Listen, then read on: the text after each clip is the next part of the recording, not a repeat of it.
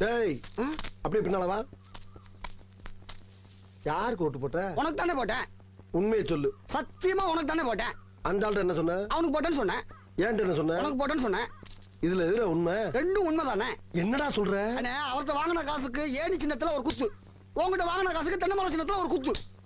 ஆக மொத்தம் ரெண்டு குத்துனே. ஒரு ஓட்டர் 2-3 ஓட்டெல்லாம் எலெக்ஷன்ல போட முடியாது. கான்டக்ட் ஆஃப் எலெக்ஷன் ரூல் 1961 பிரகாரம் ஒவ்வொரு ப்ராசஸுமே ரூல்ஸ் பிரகாரம் தான் நடந்தாகணும்.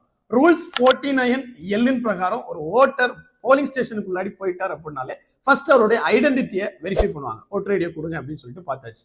அப்புறமா ரெஜிஸ்டர் நீட்டி இதுல கையெழுத்து போட்டுருங்க அப்படிம்பாங்க. அப்புறம் ரூல் 49K பிரகாரம் உங்களுடைய ஃபிங்கர்ல இங்க் வச்சு விட்டுருவாங்க. ஏன்னா அது ஒரு விசிபிள் ப்ரூஃப், நீங்க ஓட்டு போட்டுட்டீங்க அப்படிங்க. அப்புறம் தான் 49M பிரகாரம் உங்களை இவிஎம் மிஷின் பக்கத்துலயே அலோவ் பண்ணுவாங்க. இவிஎம் மிஷின்னா என்ன அப்படின்னு பாத்தீங்கன்னா அது ஒரு எலக்ட்ரானிக் ஓட்டிங் மிஷின்ஸ். எலக்ட்ரானிக் டிவைஸை யூஸ் பண்ணி ஓட்டு போட போறோம் அப்படின்னா அதுல என்னென்ன மிஷின்ஸ் இருக்கு அப்படின்னு பாத்தீங்கன்னா ஃபர்ஸ்ட் கண்ட்ரோலிங் யூனிட்.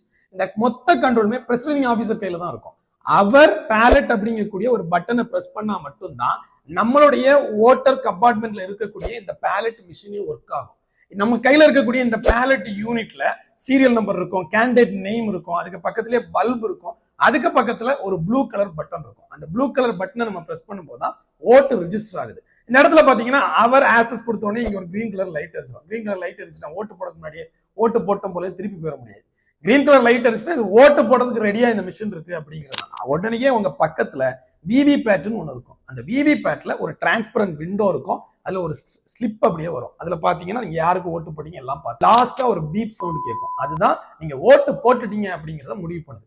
இவ்வளவு ரூல்ஸை ஃபாலோ பண்ணிட்டு இருக்கிறதுனால யாராலையும் ஒரு ஓட்டுக்கு மேல பண்ண முடியாது. ஏன்னா பிரசிடென்ட் ஆபீசர் உங்களுக்கு கொடுக்கக்கூடியதே ஆக்சஸிங் ஒரு ஓட்டுக்காக மட்டும்.